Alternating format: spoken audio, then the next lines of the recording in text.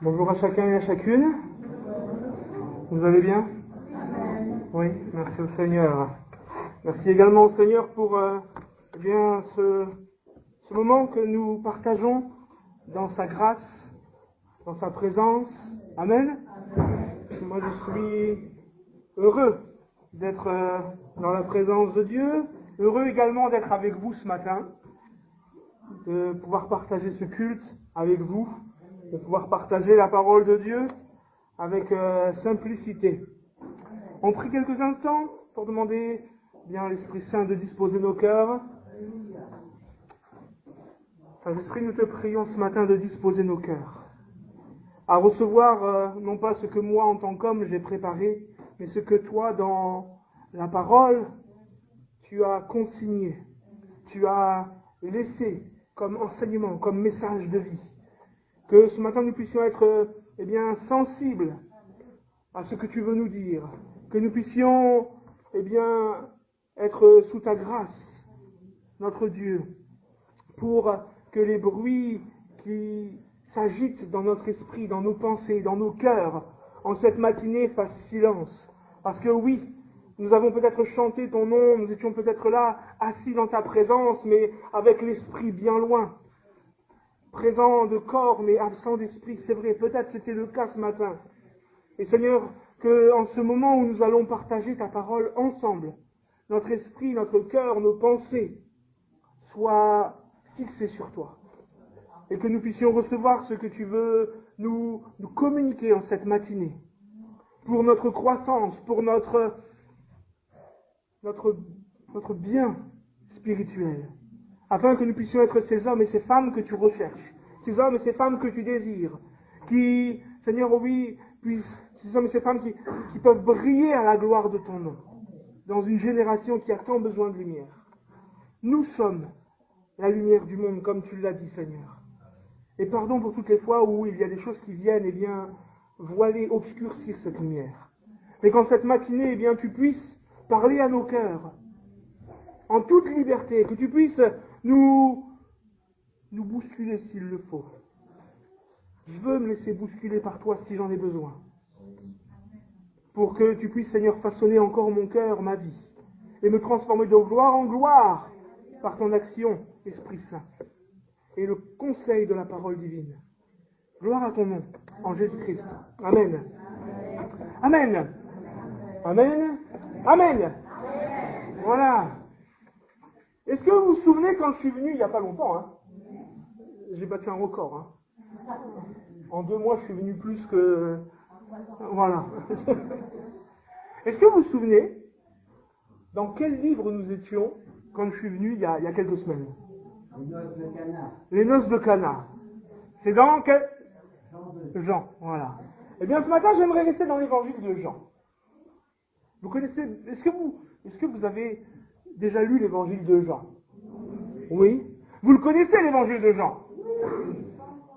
Pas encore assez. Ça, c'est une vérité. Et même pour moi, je ne le connais pas encore assez. Seigneur, parle-nous toujours plus par ta parole. Donne-nous toujours une soif et une faim grandissante pour ta parole. Amen. Mais j'aimerais rester dans l'évangile de Jean avec vous et partager avec vous une simple pensée. Une simple pensée. Je ne vais pas revenir sur le pourquoi je vais prêcher sur l'évangile de Jean. J'en ai parlé la dernière fois. C'est toujours la même chose parce que cet évangile pour moi est particulier. Et si on regarde l'évangile de Jean, le chapitre 1er nous révèle une chose assez extraordinaire. C'est que la parole s'est faite chair. Et cette parole faite chair est venue briller dans le monde. Jésus le déclare dans cet évangile. Je suis la lumière du monde. D'ailleurs, c'est formidable. Jésus dit, je suis la lumière du monde, mais en même temps, il dit à ses disciples, vous êtes la lumière du monde. Et là, on pourrait parler. J'aurais pu prendre un message sur cette vérité spirituelle, biblique, que nous sommes la lumière du monde. Comment est-ce possible que nous soyons lumière du monde alors que Jésus-Christ a déclaré, je suis la lumière du monde? Comment est-ce que je suis la lumière du monde? La parole de Dieu nous dit qu'il nous a rendus aussi participants de sa nature divine. C'est parce que Christ est en nous que nous pouvons briller. Je fais court, on pourrait faire tout un message sur ça. Mais on apprend que cette lumière est venue éclairer tout homme, mais qu'un bon nombre n'en a pas voulu. Mais à tous ceux qui l'ont voulu, à tous ceux qui l'ont accepté, à tous ceux qui l'ont reçu, Cette lumière leur a donné le pouvoir de devenir enfants de Dieu, de devenir héritiers du royaume des cieux, co-héritiers avec Jésus-Christ, d'être alors au bénéfice de toutes les promesses, de toutes les bénédictions divines, de toutes les bénédictions bibliques. La Bible, c'est un livre de bénédictions. La Bible, c'est un livre de promesses. Lisez la Bible et appropriez-vous les promesses et les bénédictions qu'elle contient, parce que Dieu n'a pas changé. Les bénédictions qu'il a révélées dans la parole sont aussi pour nous aujourd'hui, en Jésus-Christ. Amen. Non pas parce que nous les méritons, mais parce qu'il a fait de nous des fils et des filles de son royaume, dans sa grâce et son amour. On découvre ça dans le premier chapitre de l'évangile de Jean. Dans le deuxième chapitre, on en a parlé quand je suis venu. On découvre Jésus qui bouscule les rites, Jésus qui bouscule les us, les coutumes, le formalisme religieux pour amener une vie d'abondance, une vie nouvelle, un vin nouveau et un vin meilleur. Moi, j'ai toujours soif de ça. J'espère que vous aussi. Dans l'évangile de Jean, chapitre 3, on découvre une rencontre assez extraordinaire entre Jésus et un religieux. Tout de suite après l'évangile de Jean, chapitre 2, on voit un religieux qui s'approche de Jésus. Oh, de nuit, par peur d'être surpris par les autres religieux et de devoir en quelque sorte rendre des comptes. Nicodème, une rencontre extraordinaire, un dialogue mémorable. Il faut naître de nouveau pour rentrer dans le royaume des cieux, pour vivre les promesses. Je dois rentrer dans le sein de ma mère alors que je suis déjà un vieillard? Non. Mais ton esprit qui est mort doit vivre à nouveau. Formidable. Dans le chapitre 4, on découvre une autre rencontre. Non plus avec un religieux, mais avec un monsieur, madame, tout le monde, et plus précisément avec une madame, tout le monde, une femme qui vit dans le péché, qui est inconsidérée par la société juive, puisqu'elle est samaritaine. C'est de moins que rien. Et peut-être que ce matin, quelqu'un se dit, mais moi je suis à moins que rien. Moi je vaux rien. On m'a déjà tellement dit que j'étais rien, que j'étais nul. Jésus va aller au puits de Jacob. Et il va partager un temps, lui juif, avec une femme samaritaine. Un temps d'échange tellement profond, où il va dire, celui qui croit en moi, des sources d'eau vive jailliront jusque dans l'éternité. Il est la source des eaux. Celui qui croit en moi n'aura plus jamais soif. Ah, elle est au très terre à terre. Donne-moi de cette eau que j'ai plus à venir ici. Ah, c'est pas de ça dont il est question. C'est une source qui va jaillir en toi jusque dans l'éternité. Quelque chose qui va désaltérer, qui va rafraîchir ton âme. Quelque chose qui va t'emmener sur une voie de restauration, une voie de guérison, une voie de vie nouvelle. Une belle rencontre. Dans l'évangile de Jean, chapitre 5, on a une autre rencontre. Une rencontre assez saisissante. Une rencontre qui pourrait, si Jésus était aujourd'hui présent au milieu de nous, que la rencontre se passait comme ça, il y aurait un tweet, il y aurait un commentaire sur Facebook, il y aurait un article qui serait peut-être paru sur lui. Parce qu'il manque on pourrait dire, oh mais il n'est pas patient, il n'est pas dans la compréhension, il manque de psychologie. Il rencontre un homme à la piscine de Bethesda, qui est malade depuis 38 ans. Vous connaissez ce texte? Et Jésus va lui poser une question terrible, qui dans nos têtes à nous, ça semble évident. Veux-tu être guéri? Veux-tu être guéri? Cet homme, à la question de Jésus, qu'est-ce qu'il va faire? Il ne va pas lui dire oui. Il va continuer à se plaindre. Et dans notre société, il y a beaucoup de situations, beaucoup de sujets de se plaindre. Et des fois, Dieu se présente à nous. Et au lieu de lui répondre favorablement, on se plaint à lui. Cet homme va se plaindre. Ça fait 38 ans qu'il est là, il dit, j'ai personne pour me jeter à l'eau quand elle est agitée. On pourrait parler aussi sur ce passage, parce qu'il est assez surprenant. Un ange qui vient agiter l'eau, et c'est au plus rapide que la bénédiction est accordée. Ça, c'est pas... Il y a quelque chose là. On pourra en parler.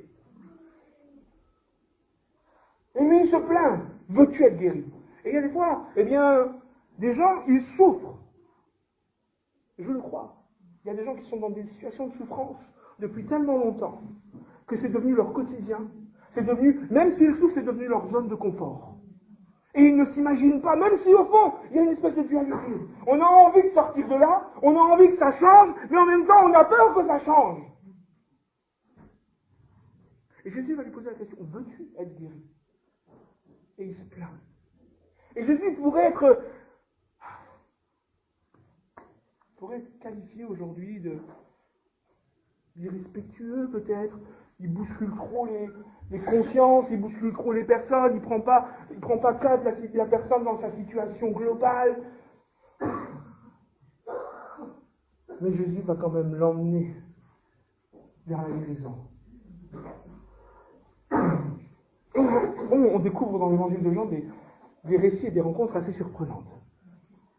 Et celle sur laquelle j'aimerais m'arrêter de rencontre, c'est Jésus avec une foule. Cette foule, et ce récit, c'est commun à tous les évangiles, pour une fois. Pour une fois, on le retrouve chez Matthieu, chez Marc, chez Luc et chez Jean.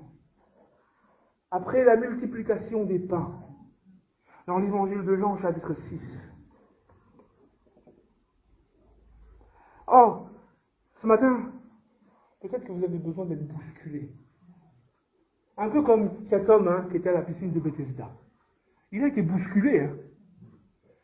Dans notre société aujourd'hui, on ne veut plus être bousculé. Il faut que ça soit dans le confort, dans le douillet, Et Jésus bouscule. Et des fois, dans notre foi, on a besoin d'être bousculé. Que des questions pertinentes de la part de notre Sauveur résonnent dans nos cœurs. Veux-tu vraiment? Pourquoi est-ce que? Et c'est ce qu'on va un peu découvrir dans cet évangile au chapitre 6. À partir du verset 22. Évangile de Jean, chapitre 6, verset 22. Et dans ce chapitre, Jésus révèle « Je suis le pain de vie ». Je suis le pain de vie. Évangile de Jean, chapitre 6, verset 22. La foule qui était restée de l'autre côté de la mer avait remarqué qu'il ne se trouvait là qu'une seule barque, et que Jésus n'était pas monté dans cette barque avec ses disciples, mais qu'ils étaient partis seuls. Excusez-moi.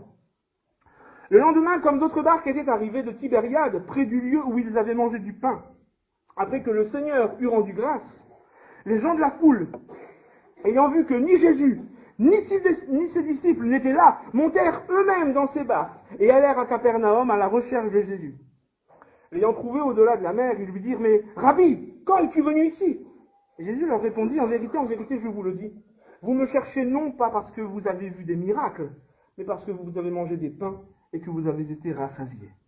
Travaillez non pour la nourriture qui périt, mais pour celle qui subsiste, pour la vie éternelle, et que le Fils de l'homme vous donnera. Car c'est lui que le Père, que Dieu, a marqué de son sceau. » Ils lui dirent « Mais que devons-nous faire pour faire les œuvres de Dieu ?» Jésus leur répondit « L'œuvre de Dieu, c'est vous croyez en celui qui l'a envoyé. Mais quel miracle fais-tu donc, lui dirent-ils, afin que nous le voyions et que nous croyions en toi. Que fais-tu? Nos pères ont mangé la manne dans le désert. Selon ce qui est écrit, il leur donna le pain du ciel à manger. Jésus leur dit, en vérité, je vous le dis, Moïse ne vous a pas donné le pain du ciel, mais mon Père vous donne le vrai pain du ciel. Car le pain de Dieu, c'est celui qui descend du ciel et qui donne la vie au monde. Ils lui dirent, Seigneur, donne-nous toujours de ce pain. Jésus leur dit, je suis le pain de vie. Celui qui vient à moi n'aura jamais faim, et celui qui croit en moi n'aura jamais soif. Mais je vous l'ai dit, vous m'avez vu, et vous ne croyez point. Tous ceux que le Père me donne viendront à moi, et je ne mettrai pas dehors celui qui vient à moi. Car je suis descendu du ciel pour faire non ma volonté, mais la volonté de celui qui m'a envoyé. Or, la volonté de celui qui m'a envoyé, c'est que je ne perde rien de tout ce qu'il m'a donné, mais que je le ressuscite au dernier jour. La volonté de mon Père, c'est que quiconque voit le Fils et croit en lui ait la vie éternelle, et je le ressusciterai au dernier jour.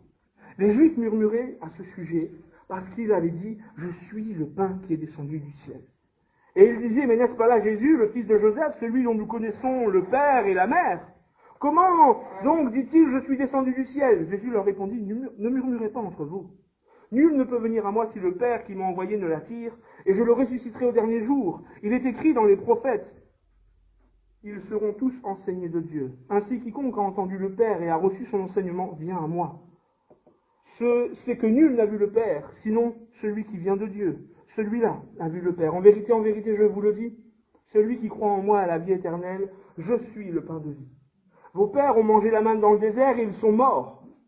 C'est ici le pain qui descend du ciel, afin que celui qui en mange ne meure point. Je suis le pain vivant qui est descendu du ciel. Si quelqu'un mange de ce pain, il vivra éternellement. Et le pain que je donnerai, c'est ma chair, que je donnerai pour la vie du monde. Là-dessus, les Juifs disputaient entre eux, disant, mais comment peut-il lui donner sa chair à manger? Jésus leur dit, en vérité, je vous le dis, si vous ne mangez la chair du Fils de l'homme, et si vous ne buvez son sang, vous n'avez point la vie en vous. Celui qui mange ma chair et qui boit mon sang a la vie éternelle, et je le ressusciterai au dernier jour, car ma chair est vraiment une nourriture, et mon sang est véritablement un breuvage. Celui qui mange ma chair et qui boit mon sang demeure en moi, et je demeure en lui.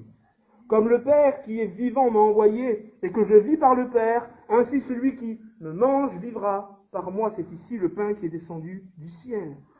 Et il n'en est pas comme de vos pères qui ont mangé la manne et qui sont morts. Celui qui mange ce pain vivra éternellement. Jésus dit ces choses dans la synagogue, enseignant à Capernaum. On pousse un peu plus loin. Plusieurs de ses disciples, après l'avoir entendu, dirent « Cette parole est dure. Qui peut l'écouter ?» Jésus, sachant lui-même que ses disciples murmuraient à ce sujet, leur dit « Mais cela vous scandalise-t-il? Et si vous voyez le Fils de l'homme monter où il était auparavant? C'est l'esprit qui vivifie. La chair ne sert de rien. Les paroles que je vous ai dites sont esprit et vie. Mais il y en est parmi vous quelques-uns qui ne croient point. Car Jésus savait dès le commencement qui étaient ceux qui ne croyaient point, et qui était celui qui le livrerait. Et il ajouta, c'est pourquoi je vous ai dit que nul ne peut venir à moi si cela ne lui a été donné par le Père. Dès ce moment, plusieurs de ses disciples se retirèrent et ils n'allaient plus avec lui.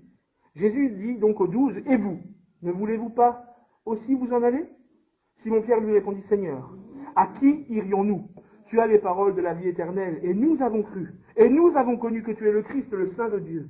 Jésus leur répondit, mais n'est-ce pas moi qui vous ai choisi, vous les 12? Et l'un de vous est un démon. Il parlait de Judas Iscariote, fils de Simon, car c'était lui qui devait le livrer, lui, l'un des 12. Amen. Amen. Les gens suivent Jésus, non pour qui il est réellement, mais pour ce qu'il leur a fait. La foule cherche Jésus, la foule fait des efforts considérables pour le retrouver, et quand il le retrouve, quand il lui met la main dessus, il lui pose une question qui sonne comme un reproche. Rabbi, quand es-tu venu ici? Pourquoi nous as-tu laissé de l'autre côté tout seul? Hier tu nous as donné à manger, et là tu t'en vas. Jésus leur dit en vérité, je vous le dis, ce n'est pas à cause du signe, des miracles, qui révèlent la grâce de Dieu, pour vous, que vous me cherchez, mais c'est parce que vous avez mangé à satiété. Jésus dévoile l'intérieur de leur cœur. Ici, par cette réponse à cette question un peu reproche qui lui est posée. Et il démontre qu'il est Dieu et qu'il connaît les intentions, qu'il connaît ce qui motive nos déplacements, nos recherches. Et ce matin, il connaît nos cœurs, votre cœur. Et il sait pourquoi vous êtes là. Il sait pourquoi vous êtes là. Et ce matin, pourquoi est-ce que vous cherchez Jésus? Pourquoi est-ce que vous cherchez Jésus? Est-ce parce qu'il vous a nourri? Est-ce parce qu'il vous a béni? Est-ce parce qu'il vous a guéri? Est-ce parce qu'il vous a ouvert une porte dans une situation particulière?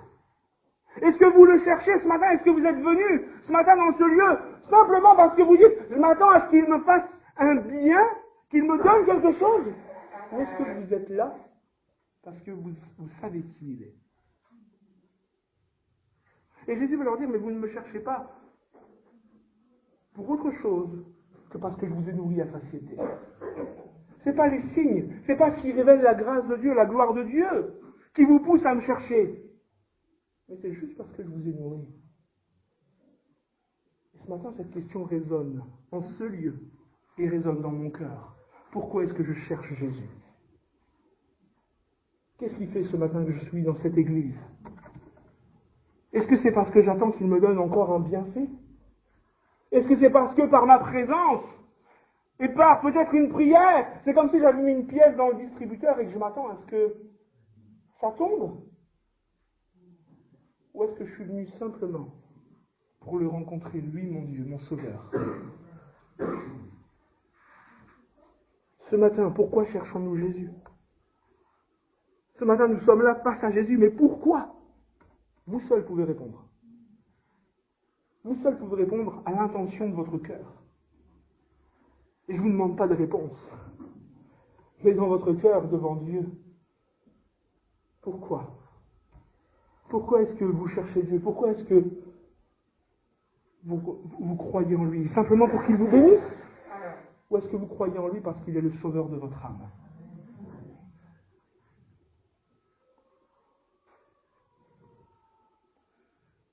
Jésus va leur dire, verset 27, « Travaillez non pour la nourriture qui périt, mais pour celle qui subsiste pour la vie éternelle.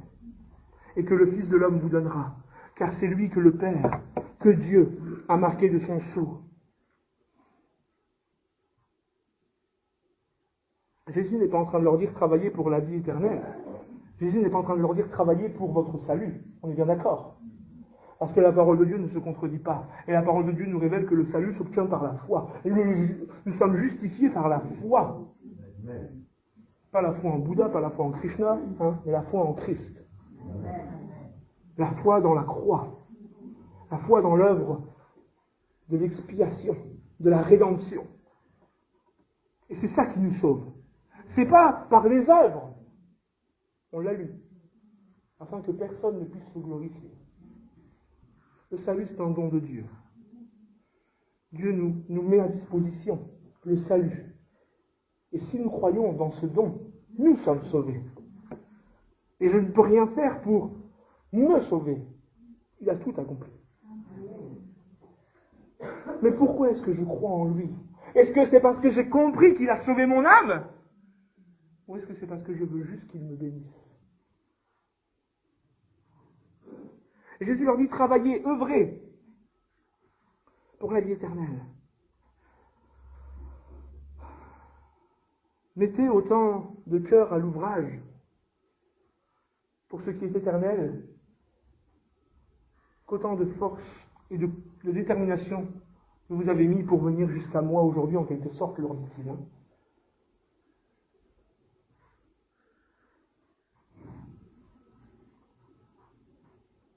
Mettez votre cœur à l'ouvrage pour ce qui est éternel et ne vous attendez pas simplement aux choses d'ici-bas, mais aussi et surtout aux choses d'en haut.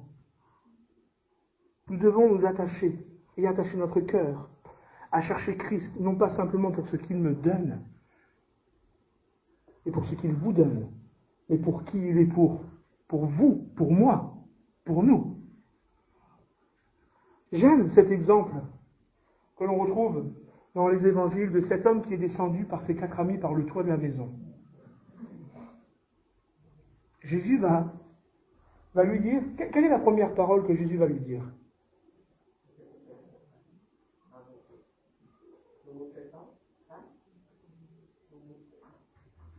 Personne? Personne? Tes péchés sont pardonnés. La venue de Jésus sur cette terre, il a quitté le ciel de gloire, il a quitté la présence de son Père, il est devenu chair, il s'est revêtu d'humilité, d'humanité, pour nous guérir de nos maladies, pour nous donner du bien matériel, pour faire que ça se passe bien au travail. Oui, je crois que lorsque nous le laissons prendre la place qu'il doit occuper dans nos vies, il peut nous bénir dans toutes ces sphères-là. Mais la priorité pour laquelle Jésus est venu sur cette terre, c'est de nous dire tes péchés sont pardonnés. Et cet homme, on n'a pas l'impression qu'il rechigne. Il n'est pas en train de se plaindre. Mais moi, ils m'ont amené pour que je sois guéri. Moi, je suis venu pour recevoir un bienfait ce matin. Et je vais ressortir sans mon bienfait. Ah. Mon cœur, c'est que vous puissiez ressortir si vous êtes venus comme ça. Mon cœur, mon désir, c'est que vous ressortiez avec le cœur plein de la présence de Christ. Même si vous ne sortez pas avec la guérison, ou le bienfait, ou la délivrance, ou tout ce que vous avez besoin. Mais si vous ressortez avec le cœur plein de lui, vous ne sortirez pas sans rien. Et vous sortirez avec le plus important. Cet homme, il ne rechigne pas. Et pourquoi Jésus va le guérir? Parce qu'autour de lui, il y en a qui sont en train de marmonner. Notamment des religieux. Et pour qu'il se tranquille, lui, il n'y a que Dieu seul qui peut pardonner les péchés. Blasphème! Et ils sont là en train de chuchoter entre eux. Et Jésus, hop, connaît les dispositions de leur cœur, mais quel est le plus facile de dire? Et c'est vrai, la réponse de Jésus, la question de Jésus, elle confond plutôt, pardon. Parce que c'est vrai, dire tes péchés sont pardonnés. On ne peut pas le vérifier. Comment est-ce qu'on peut le vérifier?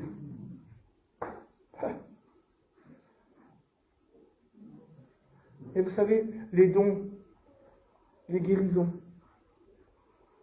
les miracles qu'il nous accorde dans nos vies, c'est pour que ceux qui nous entourent puissent savoir que sur terre, le Fils de l'homme a le pouvoir de pardonner les péchés.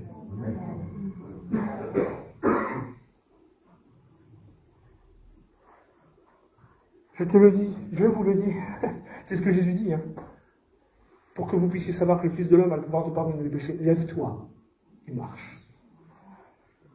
Et cet homme va se lever, il va marcher. Mais la première des choses que Jésus lui a dit, c'est la plus importante. Tes péchés sont pardonnés. Et ce matin, pourquoi vous suivez Jésus? Pourquoi vous êtes venu dans cette maison de prière? C'est parce que vous êtes venu lui demander, Seigneur, donne-moi, Seigneur, guéris-moi? Ou est-ce que vous êtes venu lui dire, Seigneur, je t'aime, je t'adore, parce que tu as sauvé mon âme. Trop souvent, nous avons les yeux fixés sur ce qui est éphémère, en oubliant ce qui est éternel. Et Jésus va leur dire, mais vous me cherchez non pas pour ce qui est éternel, vous me cherchez parce que je vous ai donné du pain hier et vous avez mangé à satiété. Parce que oui, ils ont mangé à satiété. Ils ont bien mangé, il y avait des paniers pleins. Après, de reste. Personne n'a été privé. Et ils le suivent parce qu'ils ont moqué de rien. Mais ils n'ont pas compris pourquoi Jésus est venu. Et est-ce que nous avons compris vraiment pourquoi Jésus est là?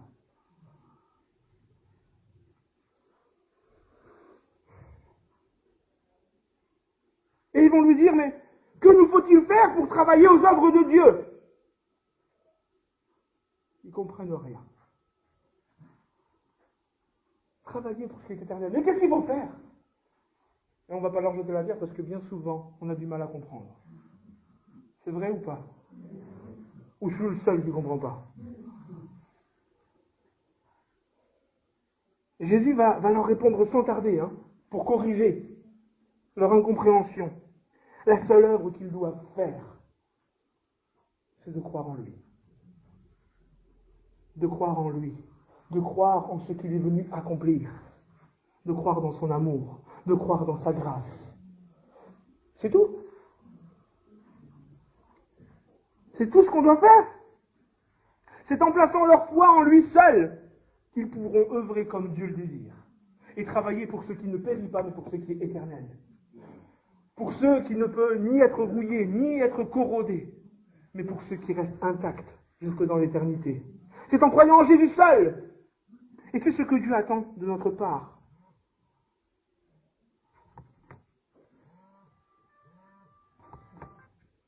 Il ne reste plus beaucoup de temps. Je ne suis pas en train de dire qu'il nous faut faire de l'activisme spirituel. Je crois en Jésus et je vais faire tout ce que ma main trouve à faire. Oui, c'est vrai. Ce que ta main trouve à faire, fais-le. C'est biblique. Mais c'est pas parce qu'il y a une place que c'est forcément la mienne. Et c'est pas par le nombre d'activités que je vais multiplier, parce que vous savez ce matin que œuvrer pour ce qui est éternel, c'est même pas ce matin juste pour moi-même être sur l'estrade en train de vous prêcher. C'est pas jouer du piano et conduire un loin, c'est pas jouer de la batterie, c'est pas faire la cinquième, c'est pas venir pendant 1h30. C'est pas ça œuvrer. Ça ne se résume pas à ça. Mais c'est chaque matin que Dieu me donne. Je veux œuvrer dans ma vie. Parce que ma vie chrétienne, ma vie de foi, œuvrer pour Dieu, pour des choses qui ne périssent pas, c'est pas juste venir occuper une chaise à l'église et faire quelque chose dans l'église. Oui, ça en fait partie. Et Seigneur, qu'il y ait des hommes et des femmes qui se lèvent pour œuvrer dans l'église. Mais c'est tous les jours. Je veux œuvrer pour des choses qui ne périssent pas. Je veux œuvrer pour mon Dieu. Je veux œuvrer pour des choses éternelles. Et comment? En croyant en Christ. En ayant les regards fixés sur lui, en le prenant comme modèle, en le prenant comme exemple, en me laissant remplir de lui, en me laissant remplir de son esprit, pour que, comme nous l'avons lu, il n'y a rien qui se contredit, hein. C'est pas par les œuvres qu'on est sauvé, mais on doit œuvrer. Et nous, évangéliques, pentecôtistes, et je me flagelle moi le premier, hein, on est resté focalisé sur la foi seule. Et on a délaissé les œuvres. Et pourtant, on lit, hein, c'est pas par les œuvres afin que personne ne se glorifie, mais c'est par la foi en Jésus-Christ afin que nous puissions pratiquer. Dites-le un peu plus fort. Afin que nous puissions pratiquer les bonnes œuvres que Dieu a préparées pour nous d'avance. Ah. Et pourtant, on s'est arrêté à la foi. Et on a oublié le reste. Et c'est ça, travailler. C'est œuvrer. Œuvrer pour la gloire de Dieu. Dans notre vie de tous les jours. Sur mon lieu de travail. Dans ma famille. Dans mon voisinage. C'est pas juste venir occuper une chaise le dimanche et lever les mains au ciel.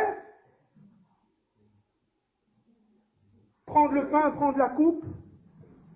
Non, c'est pas ça. C'est pas ça. Et Jésus leur dit, mais vous me cherchez? Pourquoi? Travailler pour les choses qui ne périssent pas. Travailler, non pas à votre salut, pour l'obtenir, mais par votre salut. Paul le dit, hein, travailler à votre salut avec crainte et tremblement. Nous voulons travailler. En tout cas, moi, je veux travailler pour des choses qui ne périssent pas, des choses éternelles. Je veux travailler dans la foi et par la foi. En croyant en celui que Dieu a envoyé. Et je crois que c'est comme ça. Plus je vais croire en lui, plus je vais me placer à ses pieds, plus je vais le laisser m'enseigner, m'instruire, me révéler la voie à suivre, plus je vais le laisser me façonner pour œuvrer comme il le veut. Et plus je serai nourri de lui. Et plus ceux qui m'entourent pourront le voir en moi. Amen. Et goûter à ce pain de vie.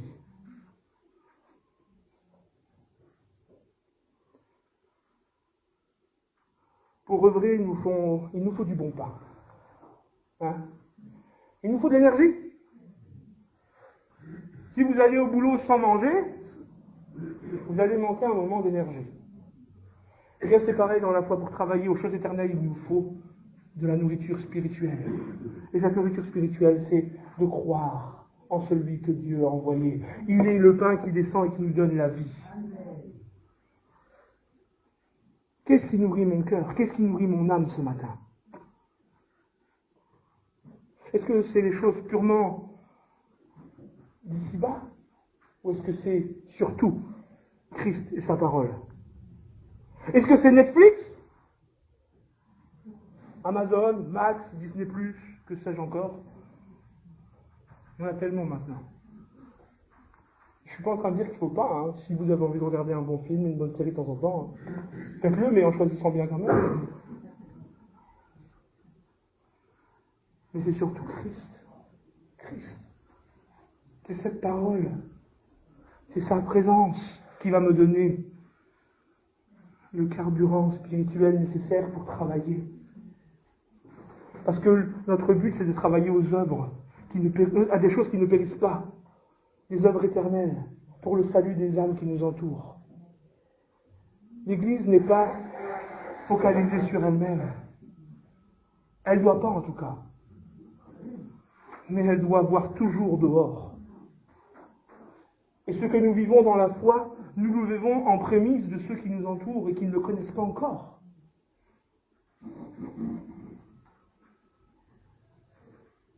Eux, ils cherchent, donne-nous à manger. Moi. et encore moins. Mais Dieu nous donne pour que nous puissions donner. Travaillez à des choses qui ne périssent pas. Ouvrez votre vision des choses. Élargissez l'espace de votre cœur, de votre tente. Moi, j'ai envie de ça.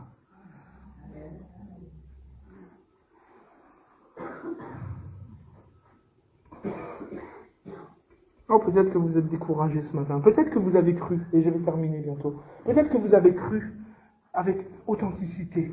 Peut-être que vous avez manifesté une foi unique en Jésus-Christ et qu'il y a eu des déceptions, qu'il y a eu des découragements, qu'il y a eu de la lassitude. Et que, aujourd'hui, vous ne vivez plus, un peu comme Élie, qui a œuvré pour Dieu et qui s'est retrouvé à affronter, la colère. Non pas de Dieu, mais des hommes. Et qui s'est mis à fuir, et qui en avait ras-le-bol, et qui était là, Seigneur, j'ai plus envie de vivre. J'en ai marre. Le Seigneur va lui envoyer un ange qui va le bousculer, un bon coup de pied dans les côtes. Lève-toi et mange. Lève-toi et mange. Ce matin, laissez le Seigneur peut-être vous mettre un bon coup de pied. Arrête. Prends ce gâteau. Et ce gâteau, c'est la parole. Prends cette parole et mange. Et mange. Et tu retrouveras la force. Tu retrouveras l'énergie de pouvoir œuvrer pour des œuvres éternelles, pour des choses qui ne périssent pas. Et tu pourras œuvrer parce que je vais me révéler à toi et tu me révéleras aux autres. Travaillez pour des choses qui ne périssent pas. Travaillons pour des choses qui ne périssent pas. Et je crois que oui, si nous mettons Dieu en premier, et que nous croyons en lui pour qui il est, plus que pour ce qu'il fait, il nous donnera ce dont nous avons besoin. Parce que la parole nous dit cherchez premièrement le royaume de Dieu et sa justice. Et tout le reste vous sera donné en plus. Mais c'est Dieu en premier et le reste, il nous le donne ensuite. Mais c'est pas je viens à toi pour ce qu'il me faut, pour ce que j'ai envie, pour ce que je désire, et toi après. Non, ça c'est faire c'est tout faire à l'envers. Soyons pas comme ces hommes et ces femmes qui vont lui faire un reproche en quelque sorte, mais quand est-ce que tu es venu là? Nous on te cherche. On a besoin que tu nous donnes à manger. Travaillez pas simplement pour ces choses-là. Mettez autant de cœur à l'ouvrage. Et c'est vrai, si dans notre foi, on avait autant de dynamisme des fois, qu'à rechercher des biens, des bénédictions, je crois qu'on pourrait y avoir des percées spirituelles. Parce que c'est dans la foi que Dieu se manifeste. Parce que sans la foi, il est impossible de lui être. L'épître aux Hébreux. C'est pareil, les Romains, les Hébreux. Mais bon, si vous cherchez cette référence-là dans l'épître aux Romains, vous ne la trouverez pas. Voilà, Seigneur, fais-nous grâce. Amen. Voilà, je m'arrête ici. Ce matin. J'ai dépassé un petit peu, je m'en excuse. On pourrait prier. Parce que je ne veux pas travailler aux choses qui périssent. J'espère que pour vous c'est la même chose. J'espère que vous n'êtes pas là ce matin pour juste venir quémander à Dieu une bénédiction, mais que vous êtes là pour qui il est, plus que pour ce qu'il fait. Et Seigneur, renouvelle-nous ce matin, dans nos cœurs, dans nos dispositions. Je te prie pour chacun de nous, mon Dieu, mon Père, d'agir par ton esprit ce matin en toute liberté.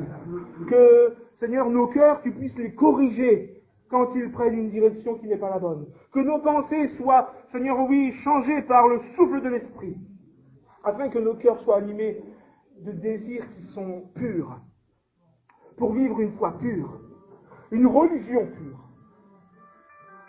Seigneur, oui, s'il te plaît, manifeste-toi ce matin. Je ne suis pas là pour ce que tu peux me donner, mais je suis là pour qui tu es.